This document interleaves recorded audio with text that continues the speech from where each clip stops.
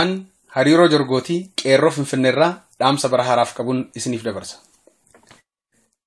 Qabsaa'onni Oromoo fi Oromiyaaf of kennitan sabni Oromoo martii kan biyya keessaa fi biyya alaa abbaa biyyummaa keenya mirkaneeffachuuf qabsoo gaggeeffamu kamiifuu gumaata barbaachisaa ta'e gumaatuu qabna.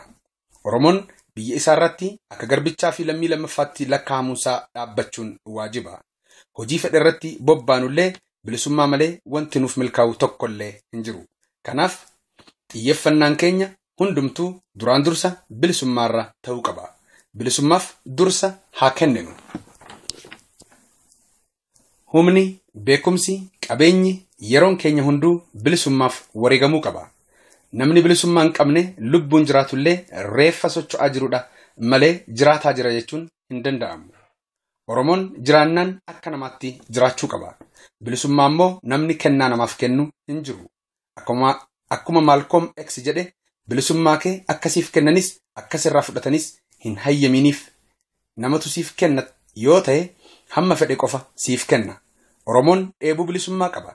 Namni waraabee qicuuf ammoo hin jiru. Bilisummaa abbuma dheebotetu ofiisaa qicata. Bilisummaa taa'anii yoo hawwan asin deemtu yoo itti adeeman malee.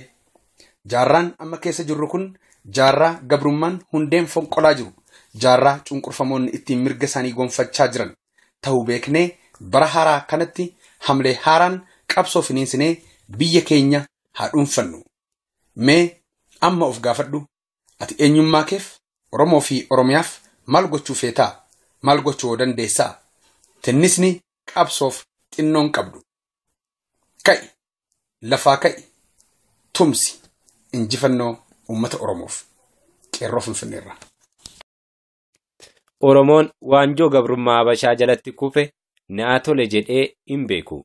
Qabsoo itti fufinsaa gaggeessaa wareegama qaqqaalii kaffalaa as ga'e. Oromiyaa fi impaayera biyyattii keessatti qeerroon bilisummaa gaaffiiwwan mirgaa finiinsaa ture. Keessattuu yeroo ammaa kana keessi mootummaa wayyaanee bututaa dhaabonni EPRDF'n waamaman burkutaa'aa jiran. Yeroo kanatti ilmaan Oromoo marti keessaa fi alaa qabsoo finiinsuun abbaa biyyummaasaa akka mirkanfatu dhaammanna. Barri haaraan kunis bara milkii, injifannoo fi tokkummaa akka ta'u hawwina. Abdii Jaarraa, Qeerroo Finfinneerraa. Ani Boontuun jedhama. Baga bara haaraa bara 2014 isiniin gahe.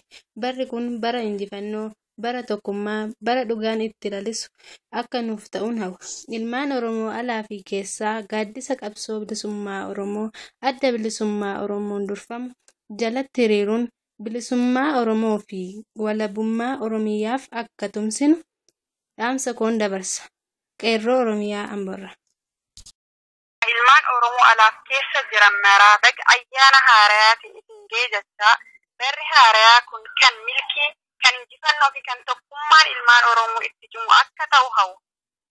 Qabsoo haqaa ilmaan Oromoo cinaa akka dhaabbatan waamicha kiyya dabarsa.